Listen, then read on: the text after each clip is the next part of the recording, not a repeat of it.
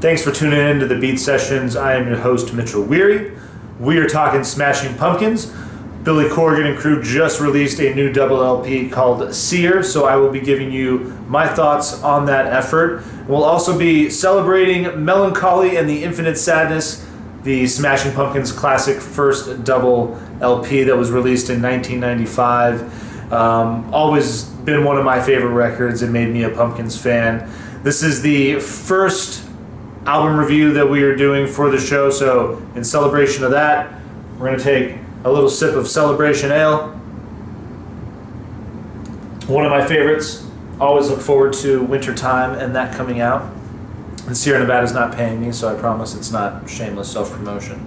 I did buy 2 cases today, though, so I'm very, very happy about that.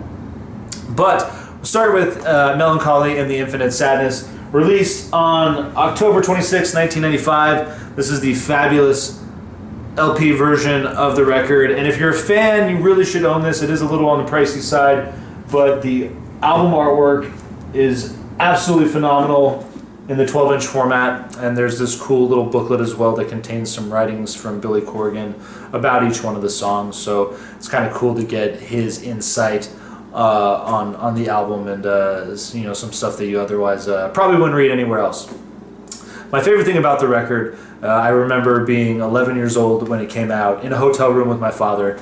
I was on a trip for a soccer tournament and we were late. I needed to get out the door to a match and the radio was on and Bullet with Butterfly Wings came on, and I just remember hearing that opening lyric and doing anything and everything that I could to stall. And needless to say, I was successful in my endeavor. I was able to listen to the whole song. And Christmas, only 2 months down the road, Santa was able to deliver Melancholy and the Infinite Sadness in my stocking. And it's been spinning in my CD player and on my turntable ever since. I love the range that you get as far as Billy Corgan's songwriting ability. It's probably my favorite thing about the record. Gish and Siamese Dream, fantastic records. Love the riff-heavy driven rock. Some classic slower songs on both those records as well. But you really get that good classic Smashing Pumpkins in songs like Bullet with Butterfly Wings, Zero, Here's No Why, Muzzle. I think of Where Boys Fear Tread. Bodies is one of my favorite songs. 1979, a little bit on the softer side. Tales of a Scorched Earth as well, just to round out a number of those good classic tracks. And then there's there's 2 other aspects of Billy Corgan that I think you see. You get that softer side of him, which is fleshed out a little more from songs like Disarm and Space Boy on Siamese Dream. But I'll say the opening track, Melancholy and Infinite Sadness, just always touches my heart. Billy Corgan is so good on the keys. And 33, arguably one of my favorite tracks on that record, They Only Come Out at Night, and Lily, My One and Only, also 2 fabulous tracks that are a little on the softer side in that record. And then, there's that third side of Billy Corgan where I really think or at least me anyway, was just wowed and really excited about his potential and his growth as a songwriter. Tonight is the first thing that comes to mind for me. One of my favorite tracks of all time. I honestly wish that I had written it myself. It is oh so good. But then, there's a more obscure track on the other side of the album called Through the Eyes of Ruby, which is just a really fine example of Corgan's ability to structure a song, take you to peaks and valleys, and really manage that ebb and flow. And I think Melancholy and the Infinite Sadness as a whole does that really well.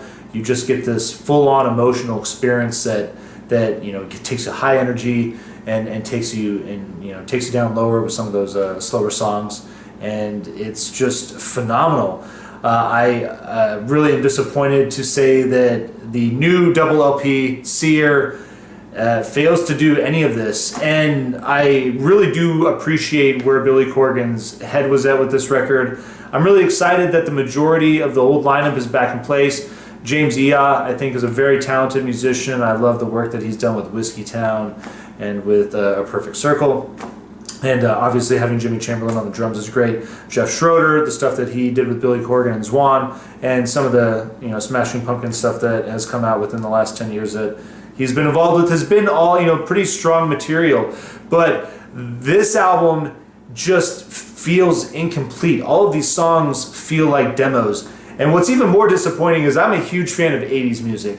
And I love the inspiration that this record takes from bands like Depeche Mode, The Cure, New Order. The list goes on and on. If you want to take the time to listen to it from start to finish, I think you'll agree that there are a number of those influences there. And it's fantastic. There's, a lot of great riffs and some great synthesizers and, some great stuff that is there potentially. It just doesn't feel complete. All of these songs just feel like demos and they don't feel well put together, and that might have something to do with the fact that Billy Corgan produced this record himself. Now, I know a lot of people criticized the last record that Rick Rubin did, but what I will say, despite sounding like a generic call to make a Pumpkins or an old Pumpkins record, it was well put together and well produced. A far cry from what this new record is at 8 songs. But the 2 lead tracks are a perfect example of really good sounding riffs that just go on and on for 4 minutes. There are no hooks. There's no inflection in Billy Corgan's voice. It's one of the things that I think most of us as Pumpkin fans have really grown to love about Billy Corgan. And it's just missing from this record. There's no fire in his voice. You don't feel any emotion. I think the best track is this song called Anno Santana, and a lyric where he says that I never needed anyone. And it still just sounds so flaccid, and it's so sad because you want him to scream and give it that old signature Billy Corgan wail, and it just falls short. And the rest of the record pretty much does the same. Color of Your Love and the title track Sear are, again, pretty good reflections of what the record is like as a whole at its best. Good pacing riffs, and again, some good stuff there creatively that I wish Billy Corgan maybe had just taken the time to rework and bring in, honestly, an outside producer. I think it's such a mistake when you try to produce something yourself. You should always have an outsider come in and help you with the project, give you an objective look, a second pair of ears on something. It's I think that there's nothing but benefit to that situation. Even if you end up not taking that individual's advice, I still think that getting that other opinion can help you be constructive with reworking the material and fine-tuning it.